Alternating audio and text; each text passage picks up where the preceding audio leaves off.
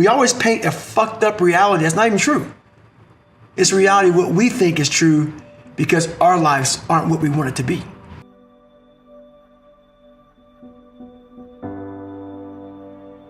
I realized that God wasn't going to give me a get out of jail free card.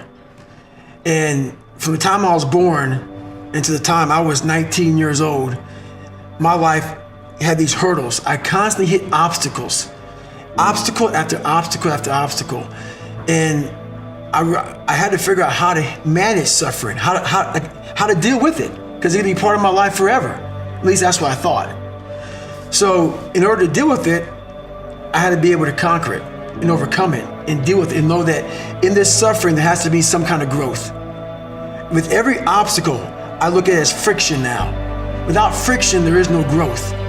You have to have friction in your life to grow. So I started looking at all these different things versus the woe is me mentality. Like, oh my God, look at my life. My life's so fucked up. I come from this fucked up family. I'm being beaten. I'm being abused mentally, physically. I started looking at it as the perfect trial ground. So I had to flip it upside down and say, okay, I'm suffering tremendously, mentally. Use this to your advantage versus your disadvantage. So that's what I did. Versus looking at it as like, oh my God, woe is me, I'm never gonna get out of here. I looked at it as, okay, hang on a second. If I can overcome this, if I can find some power in this, some way to get through this, that right there will be the fuel for the rest of my life. And so I found great strength in suffering. Great strength in it because why? Through all of that, it started to callous my mind over the victim's mentality. This whole thing about suffering, yeah, it sucks. Really bad. Really, really bad. But we all live on this side of suffering. On this side, this nice box that's very comfortable, that we know when everything's gonna happen. We're in it, it's good. We know how everything's gonna turn out. It's those few people who are willing to go on this side of suffering. And once they get through that, ask him how he feels now. His mind, how far he grew. In that short period of time, he grew so much more than the normal person because he was willing to go outside himself. Because on the other end of suffering is greatness. It's not over here. So a whole bunch of us, we put ourselves in this great box. And in that box, there's no suffering in it. So what we do is we shelter ourselves from greatness. So for me, for instance, I was 300 damn pounds at one time in my life. Sprayed for cockroaches, made $1,000 a month. I was living in that box. I would sometimes look over the box and I saw hell, suffering, storms, avalanches, tornadoes. I don't want to go over there, but I knew if I can get through that shit mentally, on the other side was a 185-pound person who's a Navy SEAL, went through Ranger School. Only person to do this, only person to do that, only person to do this. But that's through all of that shit. All that shit I have to go through. So you peek over the box and you go back in and say, oh, I'm okay being 300 pounds, making $1,000 a month. Right. I'm okay over here. And on the other side is where you start to really start your journey. People think they start their journey because they're born. No, there's a lot of people in graves who have lived 100 years and have never started their real journey.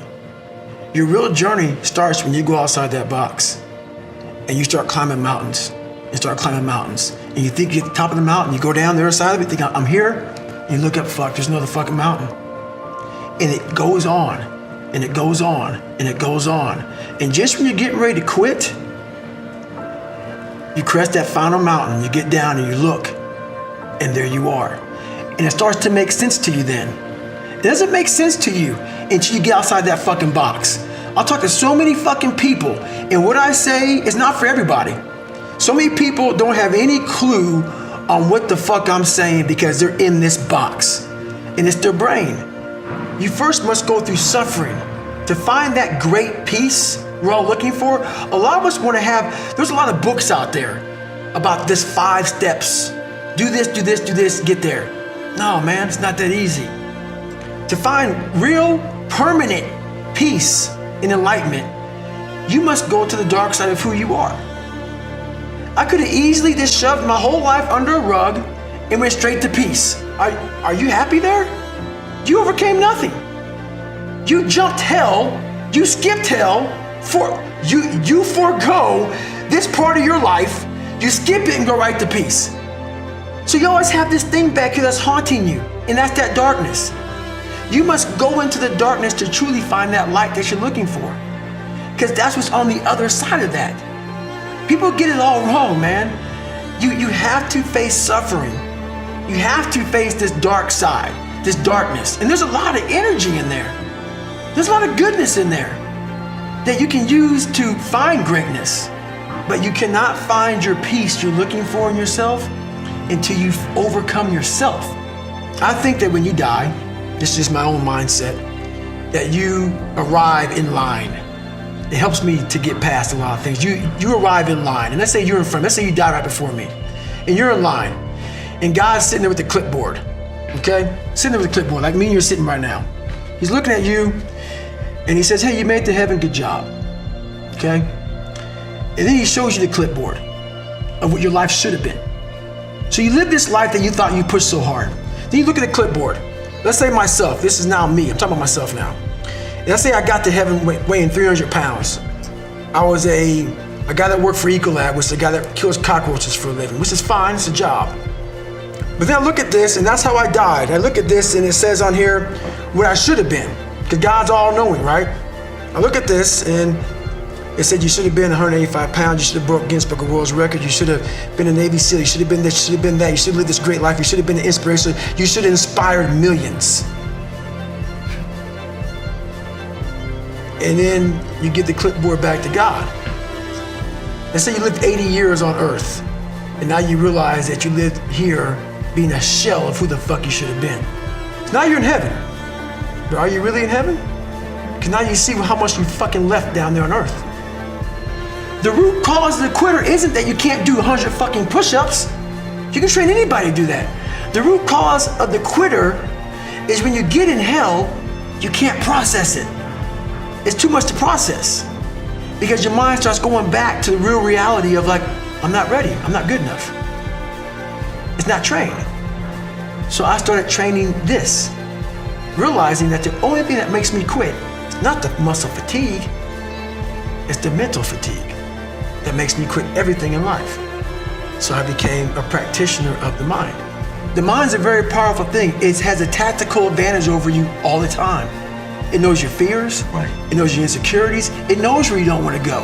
So it will guide you away from that. And that's why the mind will always win until you reprogram it. It will always win until you fucking reprogram it. Because the mind controls you. Why is that? It's your fucking mind. It's your mind. Because all those things that happen to you in your life, all those bad things, all those things that you blame other people for, they're now yours to own. You gotta figure out a way to reprogram your mind to get outside the box.